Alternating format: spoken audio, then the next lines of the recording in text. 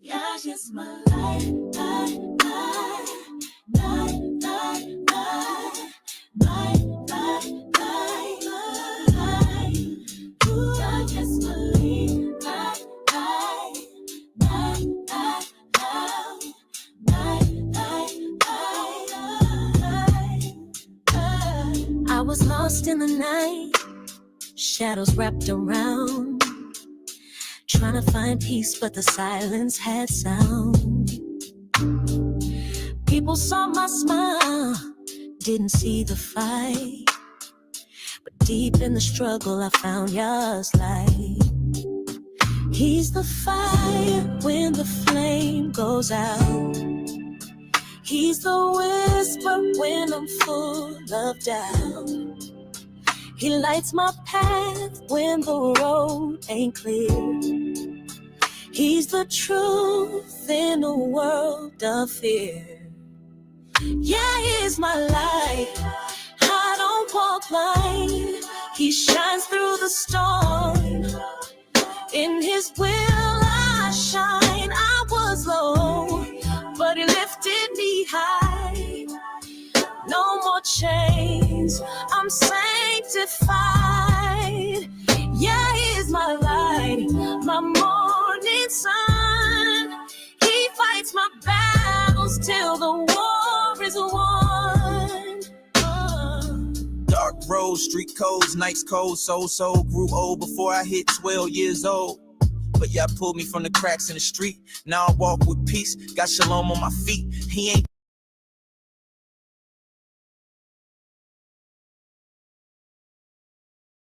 just in temples, he's with me in the trap. He turned my curses into psalms, facts. No cap, he lit my torch, no spark. Now I glow like Genesis day one, dark to light. Don't in the midnight hour. My strength when I'm feeling devoured. He's the lamp to my feet, my flame inside. With Yah's light, I walk with pride. Yah is my light, no fear inside. I rise like dawn, I walk in might. His name on my lips, I lift him high. He's my king, my God, my light. Yah is my light, forever bright. He pulled me out and gave me life. Shine on me, yeah. Shine through the fire, even in darkness. You are my light.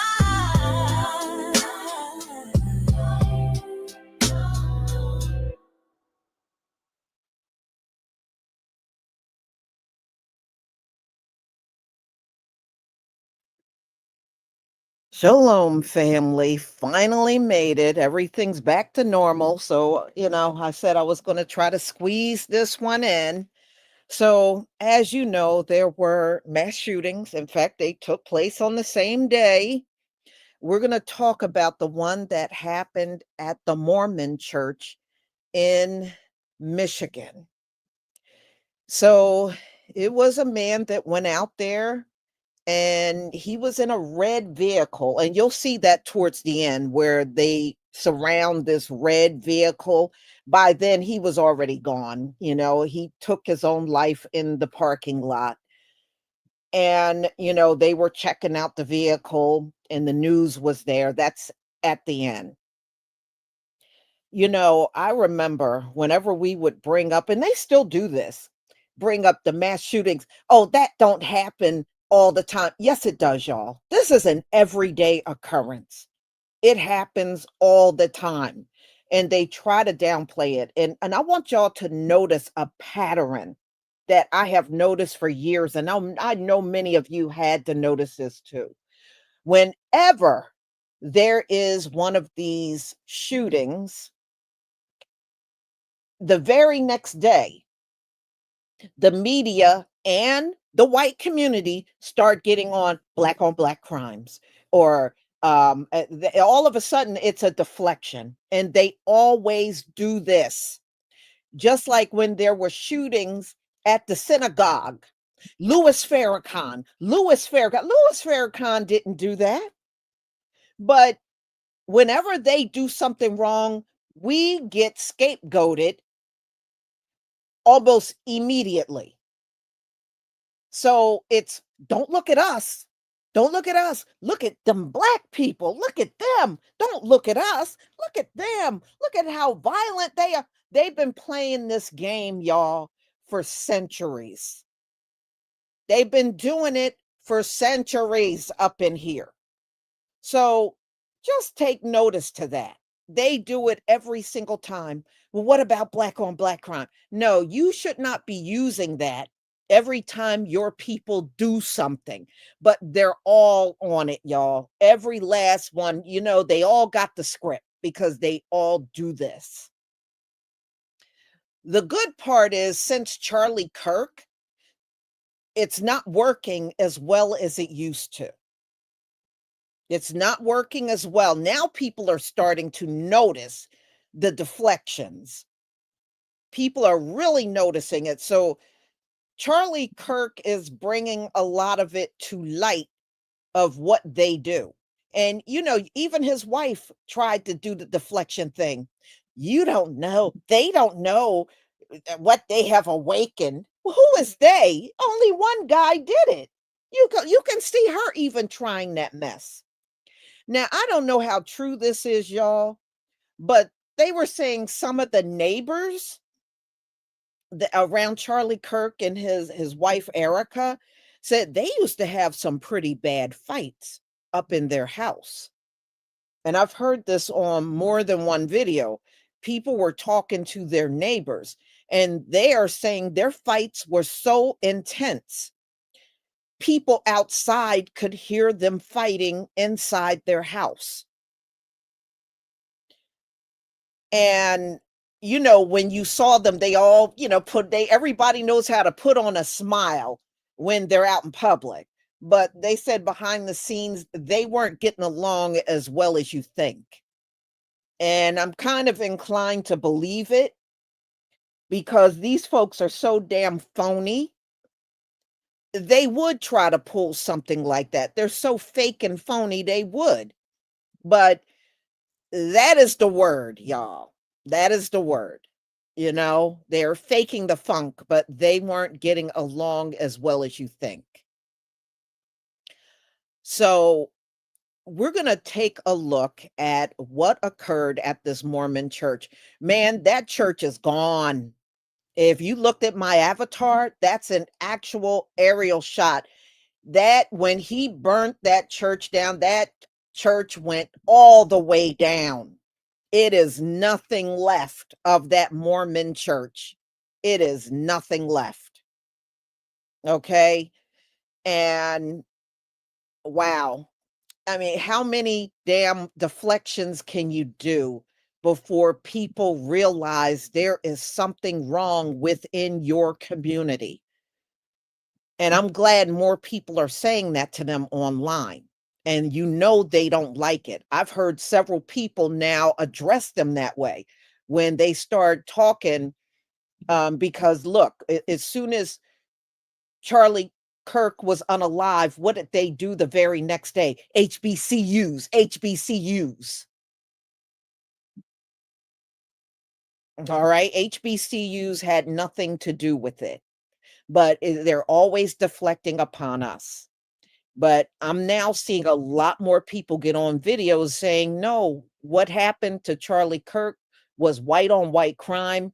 You got a problem within your community that you need to address. I know I've said it, and I'm now hearing many others say the same thing to these folks.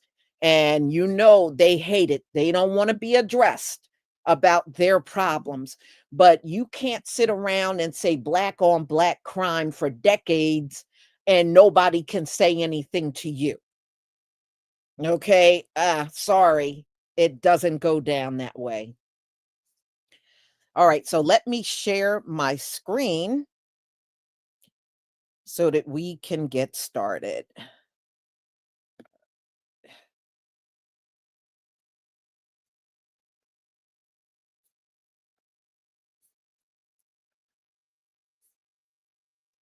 Okay.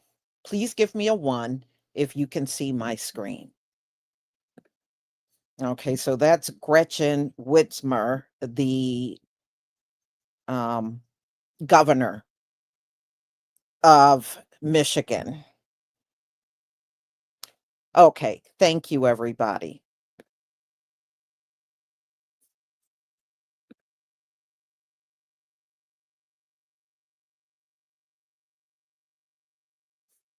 Okay, thank you.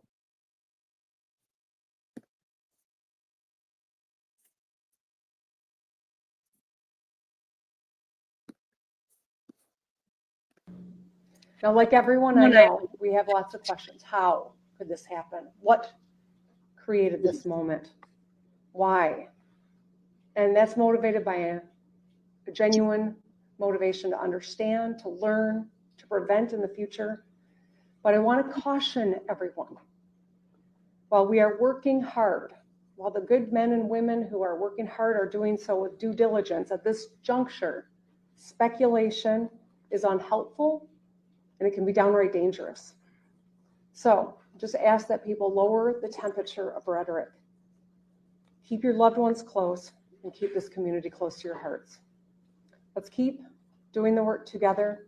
Let's be kind and let's love our neighbors. First to that breaking news, the death toll has risen this afternoon after a gunman opened fire at a church in Michigan today, the latest scene of deadly gun violence in America. At least 4 people are now dead, 8 others injured. The gunman drove his truck into the church, opened fire, and then lit the church on fire, and then was shot and killed by police. Again, police opening fire, shooting that suspect. Take a look at the map on the right. This happened in Grand Blanc, a suburb of Flint, Michigan, located about an hour's drive north of Detroit. Eyewitness News reporter Elena Gomez is live in the newsroom with the latest developments, plus the impact on the local LDS community. Elena. Yeah, in light of this shooting, the Los Angeles County Sheriff's Department says they are actively assessing any potential threat to LA County. They are also increasing patrol checks to what they consider critical facilities.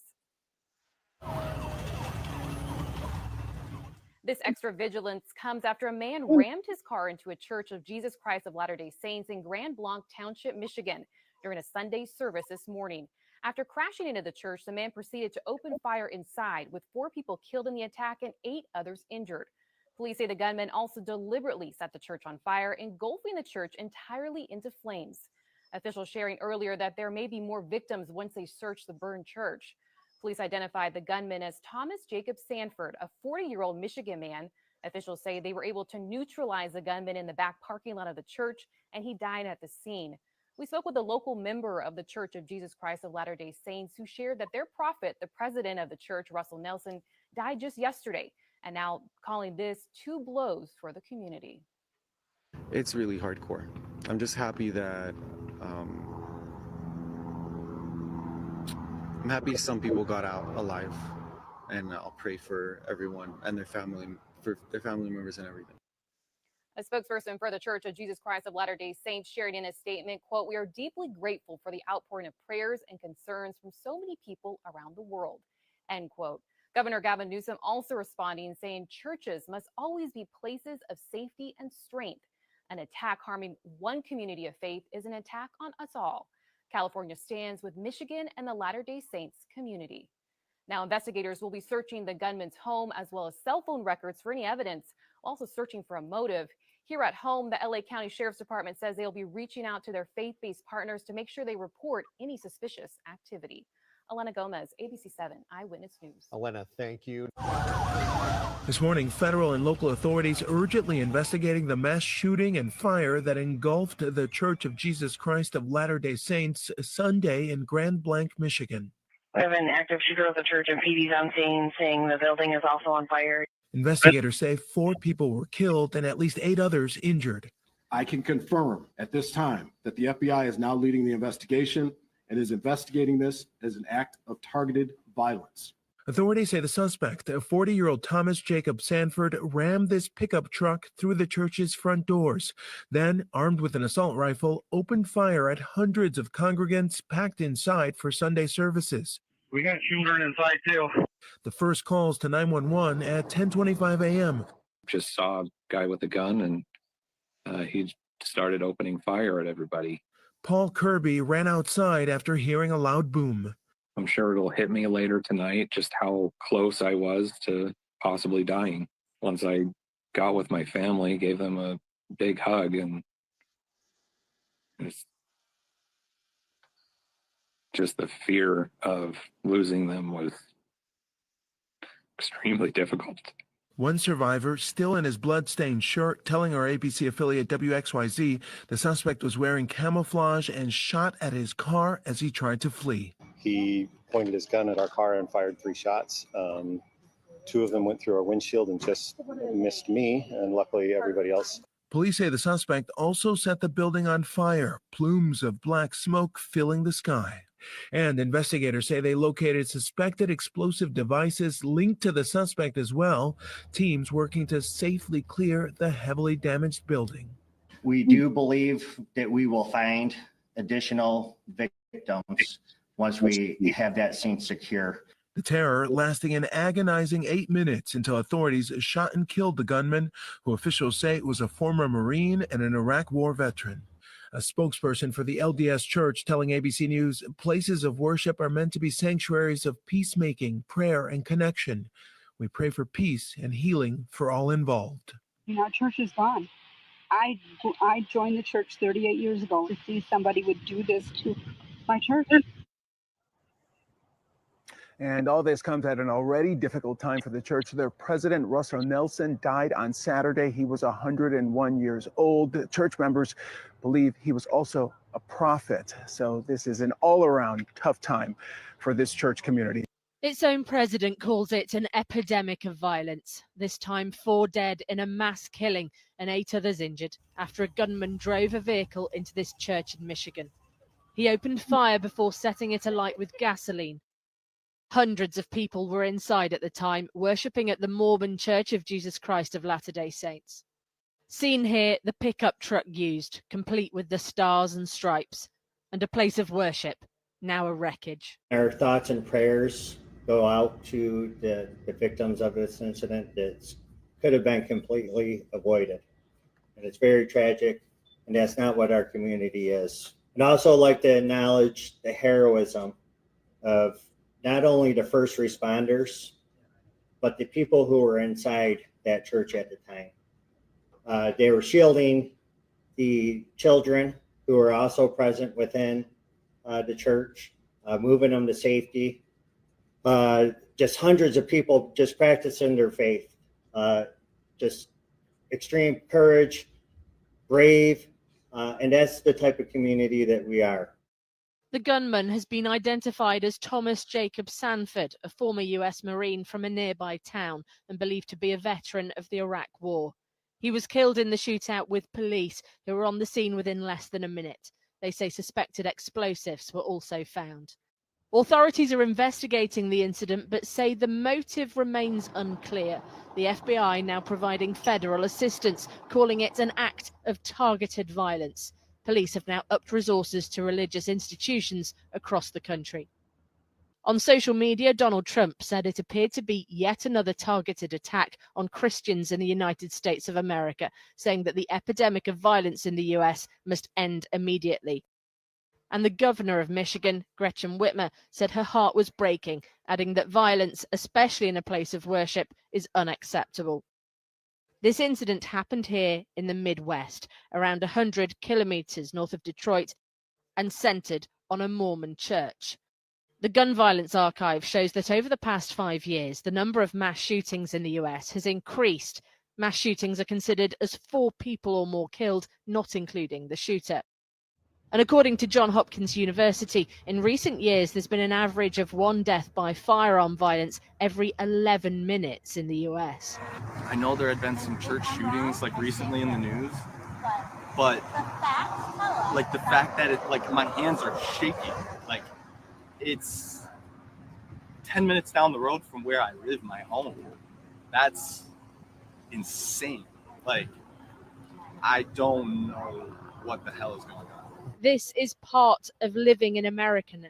And however it may seem to those outside, in a country that has more guns than people, this has become the reality. Each act of unrelenting violence no less devastating. Police say at least 4 people were killed and 8 others injured when an armed man drove his car into a crowded church yesterday on a Sunday and began shooting before setting that church on fire. Police quickly swarmed to the scene. They killed the gunman, but now the questions of why. Investigators are still trying to determine what the motive might have been here. They have identified the shooter as Thomas Jacob Sanford, a Marine veteran of the war in Iraq. The FBI is leading the investigation into this attack. So far, law enforcement isn't speculating on the motive, though they are treating this as an act of targeted violence. Police warn the death toll could rise. There's an active shooter at the church. What should have been a morning of peaceful prayer in Grand Blanc, Michigan, instead turned into a chaotic and terrifying situation when authorities say they believe a 40-year-old armed man attacked hundreds of parishioners. He drove his vehicle through the front doors of the church. He then exited his vehicle, firing several rounds at individuals within the church. According to the ATF, the shooter also appeared to have intentionally set fire to the church, possibly using an accelerant. I need manpower up here ASAP. I have people trapped in the building. Grand Blanc's police chief says within 30 seconds of receiving the first calls, officers arrived on scene. They engaged in gunfire with that particular individual, neutralizing that suspect, and that suspect is no longer with us. 10 gunshot victims were taken to the hospital where 2 died. 2 other bodies were later found inside the church. Police have identified the deceased suspect as 40-year-old Thomas Jacob Sanford from nearby Burton, Michigan. CBS News has learned that Sanford is a Marine who served from 2004 to 2008 and was deployed as part of Operation Iraqi Freedom. The local police chief commended the bravery of churchgoers who put their lives on the line to protect others during the shooting. They were shielding the children who were also present within the church, moving them to safety. Just hundreds of people just practicing their faith, just extreme courage. And that's the type of community that we are. Stories of heroics are already starting to come out. We spoke with a man who described helping people flee into the woods. He and his wife also helped some elderly ladies escape in their car as the gunman shot at them. He says they only sustained minor injuries from broken glass. We looked and we saw officers running from what appears to be the command center here, running towards the barricade that's in place there. And you can see that red vehicle that they're still inspecting. We can see it appears to be FBI agents there. We've seen state police who was there, and we heard officers talking. They said that the man drove through a barricade and there was a gun in the front seat of that car. Now, we'd have colleagues who are at a different angle. They got some video as well. And from their video, it appears that this is some kind of a long gun in the front seat of that vehicle. Now, officers, again, overhearing what they were talking about, they said that they have that man in custody. We believe he is in that police vehicle that's right besides that red vehicle there that you could see officers still focusing on there. The FBI is investigating this as an act of targeted violence, and we are continuing to work to determine a motive. You called this an act of targeted violence. Can you tell us who you believe the target was? A specific person, the LDS Church, another group? Well, as of right now, again, as this is an ongoing investigation, what I would say is when I say targeted violence, I mean targeted within our state and within our community. Right now, what we are here for are the families and the victims, and we're going to work diligently in order to make sure we can bring closure for them as well. Right now, we're following more breaking news out of Grand Blanc Township in Michigan, where 4 people were killed Sunday in a church attack. Police are swarming a vehicle that just drove through a barricade. I want to go live right now to see that's Lee Waldman. She's on the scene for us. What do you know, Lee? What is happening?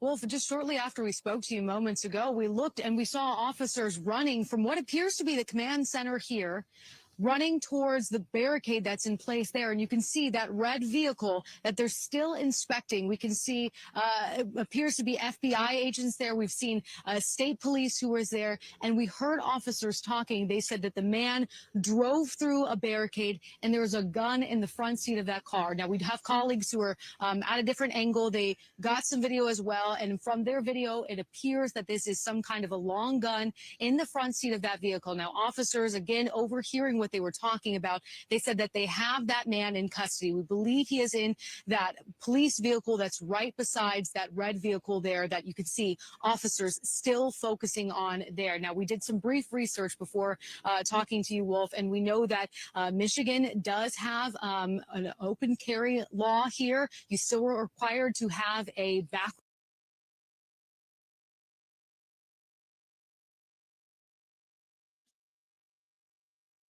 Y'all, you just don't know what set this man off.